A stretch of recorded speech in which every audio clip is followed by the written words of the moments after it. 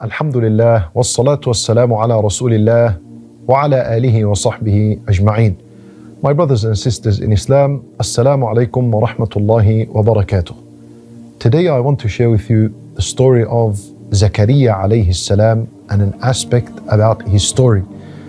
The story of Zakaria alayhi salam is a very interesting story in the Qur'an, fascinating, amazing, and a lot of it has to do with his dua to Allah subhanahu wa ta'ala. So that's something that actually shines and stands out from the story of Zakaria alayhi salam and his dua with Allah Azza wa Jal. And we learn a lot in terms of how our dua is supposed to be to Allah subhanahu wa ta'ala.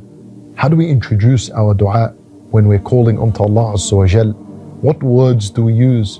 And most importantly, what kind of attitude are we supposed to have when making dua to Allah subhanahu wa ta'ala? And of course, we all know that a dua is very, very important. The more you make dua in your life, then that is a sign that you are close to Allah subhanahu wa ta'ala and your faith is high. And the further away you move from a dua, then also that means that your relationship with Allah is very far away. A dua is a measure in terms of how close and how far you are from Allah subhanahu wa ta'ala. Very important when Nabi sallallahu alayhi wa sallam says, "Ad-du'a huwa al-ibadah." Ibadah is all about dua, worship is all dua. Okay, and of course the dua is many types and so on. But let's get into this story. Allah Azza wa Jal, He mentions at the beginning of Surah Maryam, ذِكْرُ رَحْمَةِ رَبِّكَ عَبْدَهُ زَكَرِيَّا إِذْ نَادَى رَبَّهُ نِدَاءً خَفِيًّا. Allah Azza wa Jal speaks about Zakaria alayhi salam, and He says to the Messenger sallallahu alayhi wa sallam, and He says to us all, إِذْ نَادَى رَبَّهُ نِدَاءً خَفِيًّا. Remember, when Zakaria alayhi salam called unto his Lord a silent call, nida khafiyya. He called unto Allah a silent dua. So that means when Zakaria alayhi salam made dua to Allah Azza wa Jal, in this moment of his life, we're going to see what it is, he wasn't loud in his dua. So he couldn't even hear his own self. He made a silent dua. When ulama rahimahumullah, the scholars of Islam, they discuss which dua is better. A dua in which you are allowed and you can hear your own self, or a dua that is silent in which you cannot even hear your own self. The reality is that the dua you make that is absolutely silent, in which only your tongue is moving, is much better than making a dua that is aloud. Why is that? Because the one who makes a silent dua, his faith and certainty that Allah hears him is a lot more than the one who makes dua raising his voice. Because the one who's making a silent dua, he can't hear himself, but he's absolutely certain Allah Azza wa Jal hears him. So it gives a lot more strength in your certainty that Allah subhanahu wa ta'ala is as-sami' al-mujib, the one who hears and the one who responds. So that's the first thing we're learning. Allah Azza wa Jal is praising the fact that Zakaria alayhi salam made a silent dua. See, this here wasn't mentioned just as a fact. Allah Azza wa Jal mentioned this praising Zakaria, praising him alayhi salam, saying that look at this quality. He made dua to Allah while being silent, khafiyya. What did he say? He began his dua and said, قَالَ رَبِّ إِنِّي وَهَنَ الْعَظْمُ مِنِّي. He said, my Lord, my bones have become weak and frail. Al-wahan is for something strong to become weak. So he's saying, my Lord, I had bones that were strong. And now because I'm in old age, at this time he's 70, 80 years old, Allahu Alam, he was old. His bones have become very weak and frail. And he's saying this in his dua, وَاشْتَعَلَ الرَّأْسُ شَيْبًا. And the hair of my head has become grey, it's become white. It's on fire. Ishta'al is to burn something. You know, a coal, when you have a coal, it's black. So then when you burn it, it becomes red hot. And then when it turns off, it becomes white and grey. That's what he's saying. He's saying, Lord, I have become old. And notice, he did not say that my heart has become weak. He's saying my bones are weak, my hair is white, and that is because the believer's heart never becomes weak. The believer's heart is always strong. And the more he lives, the stronger and stronger his relationship with Allah gets. That's how it's supposed to be. That's how it is for Zakaria alayhi salam. وَهَنَ الْعَظْمُ مِنِّي وَاشْتَعَلَ الرَّأْسُ شَيْبًا. Now he said something very, very important, and this teaches us how our attitude when making dua to Allah should be. He said, وَلَمْ أَكُمْ بِدُعَائِكَ رَبِّ شَقِيًّا. He said, my Lord, I have never, ever, ever been miserable when making dua to you. I have never been hopeless. I have never given up when making dua to you. Allahu Akbar. Can you imagine this? Zakaria alayhi salam is old now, and his dua is coming. He actually wants a child. And he's been making this dua for so long, and he has never given up. That's the attitude we're supposed to have.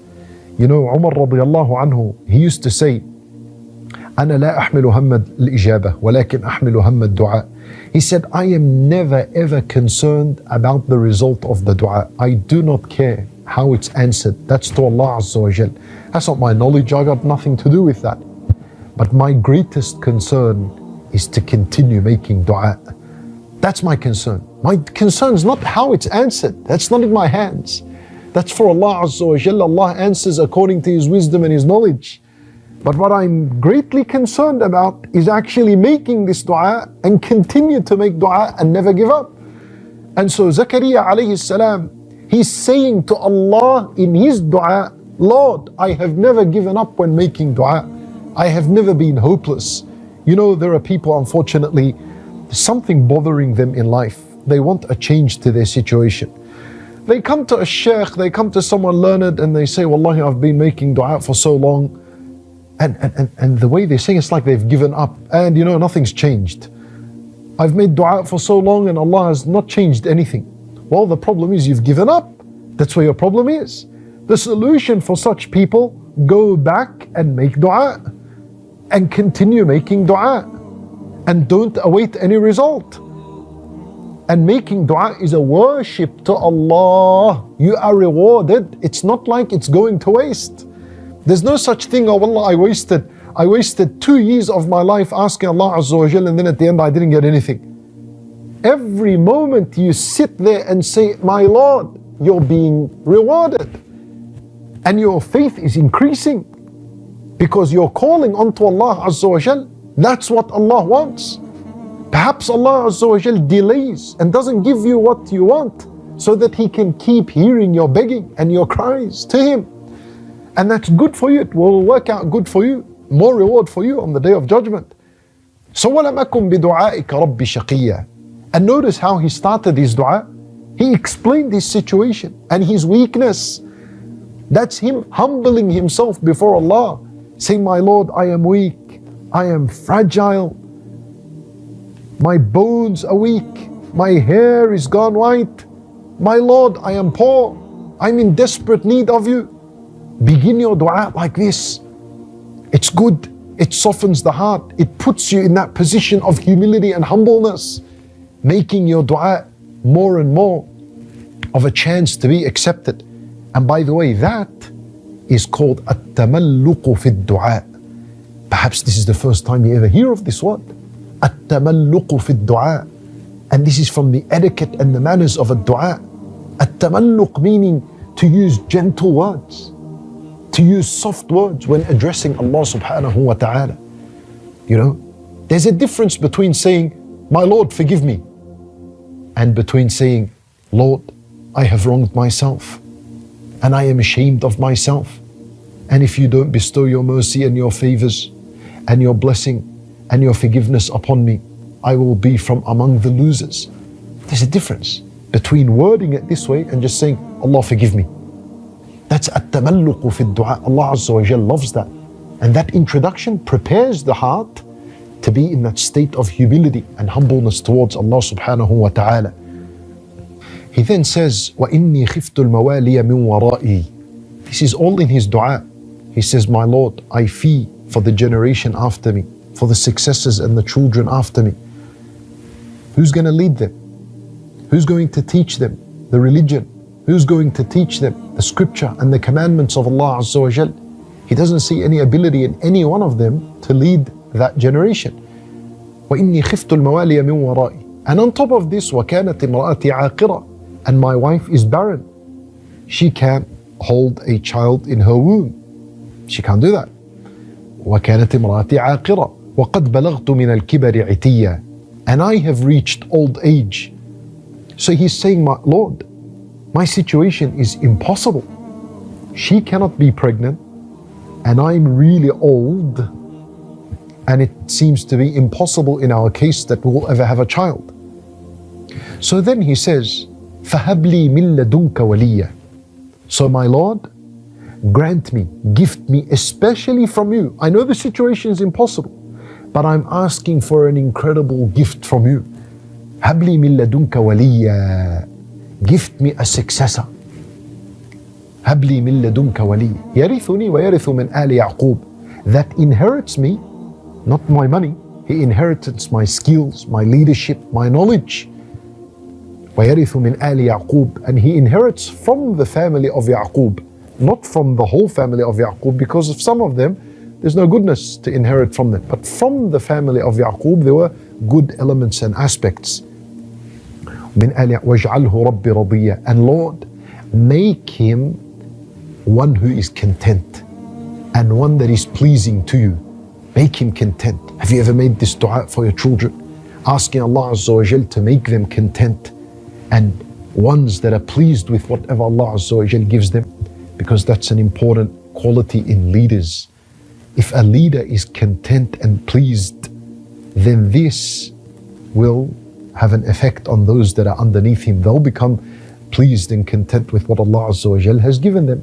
He made this dua to Allah Azza wa Jal, يَرِثُنِي وَيَرِثُ مِنْ آلِ يَعْقُوبَ وَاجْعَلْهُ رَبِّ رَضِيًّا. But the important thing to notice and to learn here is that when he asked what he wanted from Allah Azza wa Jal, he actually told Allah why he is asking him for this gift. He expressed his intention for why he wanted what he's asking from Allah Azza wa Jal. And so we're learning that from the etiquette of dua is that when you ask Allah for something, say out to Allah Azza wa Jal, why do you want this? You're asking Allah Azza wa Jal for a house, for a car, for a righteous spouse. Say, oh Allah, grant me a righteous spouse so that he or she can help me in my deed and so that we can grow closer towards you. Say these matters. This is a conversation. A dua is a conversation. You're conversing with Allah subhanahu wa ta'ala. So this is very important. These are matters that we learn from the story of Zakaria alayhi salam. We ask Allah Azza wa Jal to instill within us the love of Him subhanahu wa ta'ala, and to grant us the ability that we continue to make dua to Him. إِنَّهُ وَلِيُّ ذَلِكَ وَالْقَادِرُ عَلَيْهِ. وصلى الله وسلم وبارك على نبينا محمد وعلى آله وصحبه أجمعين.